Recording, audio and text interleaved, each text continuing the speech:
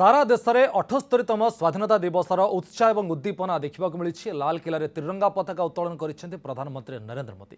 यह अवसर में 2047 विकसित भारत विजन रखिंट प्रधानमंत्री मोदी कहते विकसित भारत केवल एक भाषण नुहे, यह संकल्प पूरा करने लगी आम प्रतिश्रुतिबद्ध।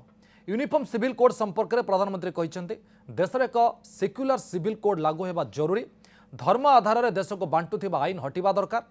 यहाँ पर देश में चर्चा होगा जरूरी बोली मोदी कहते देशर नागरिक भाव में निजर कर्तव्य पूरा करने को आह्वान देते। लगातार तृतीय थर पर आमको आशीर्वाद मिली। एथिपाई लाल किलू 140 कोटी देशवासी को मुंड नुआई प्रणाम करुचे। प्रति परिवार सेवा प्रति क्षेत्र में सेवा संदेश मिली मोदी कहते वन नेशन वन इलेक्शन दिगरे देश बढ़िबा जरूरी बोली से कहते। महिला सुरक्षा प्रसंग में मोदी कहते एभली राक्षस प्रवृत्तिर व्यक्ति को कठोर दंड मिलवा आवश्यक, जेमिति अपराधी मन में भय सृष्टि हो।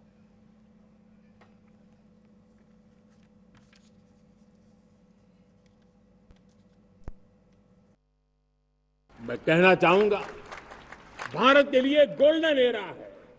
वैश्विक परिस्थितियों की तुलना में भी देखें, ये गोल्डन एरा है। ये हमारा स्वर्णिम कालखंड है। मेरे प्यारे देशवासियों, ये अवसर हमें जाने नहीं देना है। ये मौका हमें जाने नहीं देना चाहिए और इसी मौके को पकड़ करके अपने सपने और संकल्पों को लेकर के चल पड़ेंगे तो हम देश की स्वर्णिम भारत की जो अपेक्षा और हमें विकसित भारत का 2047 का लक्ष्य हम पूरा करके रहेंगे।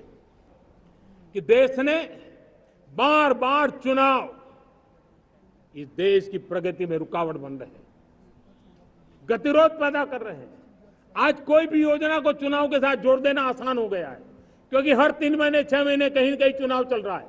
कोई भी योजना जाहिर करोगे आप तो मीडिया में देखेंगे, चुनाव आया तो फलाना हो गया, चुनाव आया तो फलाना हो गया।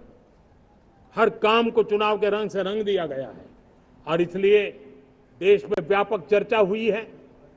सभी राजनीतिक दलों ने अपने विचार रखे हैं। एक कमेटी ने बहुत बढ़िया अपना रिपोर्ट तैयार किया है। वन नेशन वन इलेक्शन के लिए देश को आगे आना होगा। मैं लाल किले से तिरंगे की साक्षी में देश के राजनीतिक दलों से आग्रह करता हूं, देश के संविधान को समझने वाले लोगों से आग्रह करता हूं कि भारत की प्रगति के लिए, भारत के संसाधनों का सर्वाधिक उपयोग जन सामान्य के लिए हो, उसके लिए वन नेशन वन इलेक्शन के सपने को साकार करने के लिए हमें आगे आना चाहिए। हमारे देश में सुप्रीम कोर्ट ने बार बार यूनिफॉर्म सिविल कोड को लेकर जो चर्चा की है, अनेक बार आदेश दिए हैं, क्योंकि देश का एक बहुत बड़ा वर्ग मानता है और उसमें सच्चाई भी है कि जिस सिविल कोड को हम लेकर के जी रहे हैं वो सिविल कोड सचमुच में तो एक प्रकार का कम्युनल सिविल कोड है, भेदभाव करने वाला सिविल कोड है। ऐसे सिविल कोड से जब संविधान के 75 वर्ष मना रहे हैं और संविधान की भावना भी जो हमें कहती है करने के लिए, देश की सुप्रीम कोर्ट भी हमें कहती है करने के लिए, और तब जो संविधान निर्माताओं का सपना था उस सपने को पूरा करना हम सबका दायित्व है। जो कानून धर्म के आधार पर देश को बांटते हैं, जो ऊंच नीच का कारण बन जाते हैं, ऐसे कानूनों को आधुनिक समाज में कोई स्थान नहीं हो सकता है। और इसलिए मैं तो कहूंगा, अब समय की मांग है कि देश में एक सेकुलर सिविल कोड हो।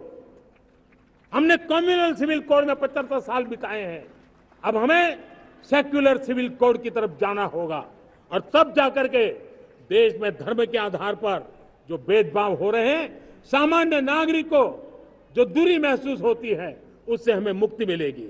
समाज के उन वर्गों तक हम पहुंचे हैं जब ग्रामीण सड़कें वहां बनी है जिनकी तरफ कोई देखता नहीं था, जिस इलाकों को नहीं देखता था, जिन गांवों को नहीं देखता था। दलित हो, पीड़ित हो, शोषित हो, वंचित हो, पिछड़े हो, आदिवासी हो, जंगल में रहने वाले हो, दूर सुदूर पहाड़ों में रहने वाले हो, सीमावर्ती स्थान पर रहने वाले हो, हमने उनकी आवश्यकता की पूर्ति की है।